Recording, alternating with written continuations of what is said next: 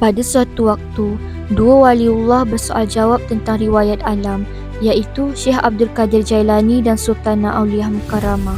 Syekh Abdul Qadir Jailani bertanya, "Wahai saudaraku, apakah yang pertama ada sebelum ada Nur Muhammad? Dan sebelum ada 7 susun langit dan 7 lapis bumi, yang artinya sebelum ada alam semesta?"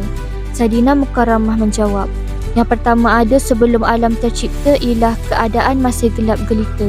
Pada saat itu sudah ada Al-Hayat atau hidup tunggal. Kemudian hidup berkata, 'Kalau aku hamba, manakah Tuhan? Dan kalau aku Tuhan, manakah hambaku? Nah, kalau demikian, akulah Tuhan. Tapi mana hamba yang menyembah padaku?'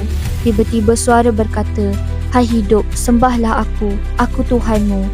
Pada saat itu, hidup mengetahui dan mendengar suara yang memanggilnya dan segera dia jawab, 'Siapakah ini yang berkata-kata dalam diriku?' Kemudian suara itu menjawab, 'Saya adalah nyawa.' Kemudian hidup kembali menjawab, 'Hai nyawa, keluarlah engkau mencari aku. Dan bila engkau dapatkan aku, maka engkaulah Tuhanku dan aku sembah padamu.